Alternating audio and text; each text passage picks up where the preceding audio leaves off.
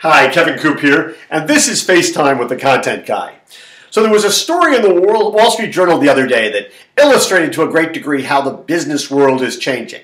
In this case, one very specific business. The movie Veronica Mars, which is based on a TV series of several years ago, is being released to theaters next month.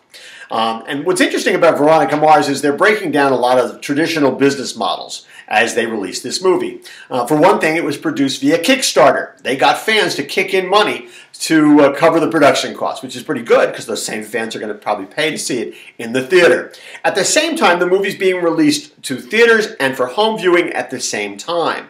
And the reason they were able to do this, despite the fact that there were all sorts of agreements between the big movie chains and the movie studios, that there has to be like a 3-month window in between the two, is that basically Warner Brothers, which is releasing the movie, made a deal with AMC Theaters, which is the only big chain willing to do it, to say, listen, instead of us releasing the movie to you, you kind of show it and then we split the receipts, we'll rent the theaters, we'll rent the screens, and we'll keep the receipts. And AMC was willing to do that. And what I think is really interesting about this is that basically they're all willing to test a new model, right? The producers of Veronica Mars, Warner Brothers, AMC, they're willing to try new things because they sort of recognize that the traditional business model may not work in the long term. They've got to find new ways of doing business, and I think this is very smart.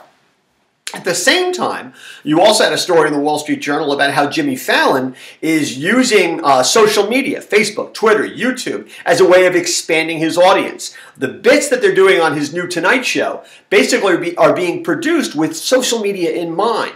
And this allows him to do several things. First of all, they get a bigger audience for the bits when they go on YouTube, and he may be able to bring some of that audience back to the Tonight Show, either to watch it when it's usually on or to watch it on their DVRs instead of watching it on their computers. And, you know, he's not the only one doing this, of course. Conan OBrien does it. Jimmy Kimmel does it. Seth Meyers is going to be doing it. Saturday Night Live does it. But, you know, the old world hosts, guys like Leno and Letterman, they're pretty much invisible in social media. And the story basically suggested, and I tend to agree with this, is that at least for the next generation of viewers, much like the next generation of customers that you have to focus on, you know, you have to find new ways to go out and get them. You can't just depend on the old traditional way of doing business. You know, it's interesting. Katie Couric signed a deal with Yahoo. And basically, you know, she's going to be doing news coverage only online for Yahoo. Now, some might argue that, you know, for the former host of the Today Show and anchor of the CBS Evening News to only be online, well, maybe the career is in decline a little bit. But I'm not sure that's true. I think it may be that she's going to be more relevant than ever. At least that's a possibility. Finally, when it comes down to movie, you know, to the movie industry and business models changing, you may have seen the story this week. You know, for a lot of us, when we used to try to find out when a movie was playing and where a movie was playing, we get our phones and dial 777-film and hear that voice go, "Welcome to Movie Phone."